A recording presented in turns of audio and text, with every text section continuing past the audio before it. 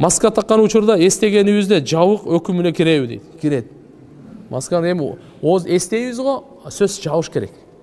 Пайгамбар саллаллаху алейхи ва саллям айткан: ким оозун жаппаса шайтан кирип кетет, зара кылат деген. Ошон үчүн оозду жабыш керек эстегенде. А бирок бул маска болсо, маска ошонун өкүмүндө жүрөт. Себеп дегенде кол менен эмес, чүпүрөк менен жапса деле болот. А маска сизге даяр турбайбы, жабык эле. Кайненем мени жаман көрөбү билбейм. Иш кылып тынбайм, баары бир сүйлөнө берет. Жакында операция болдум, аппендицит, оор көтөргөнгө болбойт дешти. Көп кыймыл болсо ооруйм, анан жатып алам. Кайненем жаман көрөт. Туура эле кылып атамбы же кантсем да кызматын кылышым керекпи? Жок. Адамдын ден соолугу. Шарият уруксат бергенден кийин кайненеңиз эмне ал? Шарият уруксат берип койду, тим более бир операция. Ошон үчүн урматтуу кайненелер, бул келиндер сиздердин колуңуздар эмес. Сиздерге милдеттүү кызмат кылуу өзүңүздөрдүн кыздарыңыздар, балдарыңыздар. Бул келин кызмат кылса, сүйүнүңүз, рахматыңызды айтыңыз. Бирок келиндерге деле дайыма айтып жүрөбүз. Кудай кааласа жакшы кызмат кылгыла, бактылуу болосуңар деп. Бирок азыркындай операция болуп калган учурда башына минип албайлы, тескерисинче кой, бул ооруп атат деп.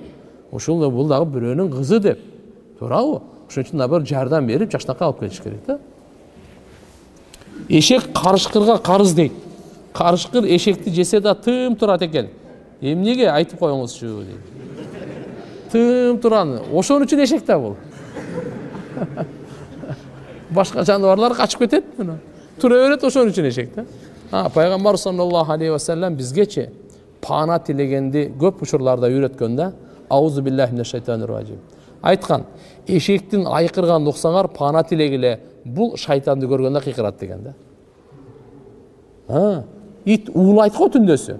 Бул дагы шайтанды көргөндө. Ошон үчүн хадисте келет, ит уулаганда дагы силер пана тилегиле Алла Тааладан шайтандын жамандыгынан, анткени силер көрбөгөндү булар көрүп турат, шайтанды дейт. Чоң ата, чоң эне, тайнелерге насаатыңызды айтып кое аласызбы? Балдарыбызды телефондон алыстатып көндүрүп жатсак, кулак мени жегиче тынчыраак телефон менен ойношсун деп кармата салышат. Же алар менен айтыша албасак эмне кылабыз дейт. Эмне деп айтайын? Анда телефондун ордуна аларды алакыста турган бир нерсени суруштагыла да силер. Себеп ата эне дагы башы ооруп кетет, кыйналып кетет, ызы чуу болсо анан телефонду берип турула дейт да. Бирок иншалла балдар көп көндүрбөш керек туугандар. Бул бардык жагын өлтүрөт. Акылесин, мүнөзүн, убактысын, ден соолугун чекеден өлтүрөт.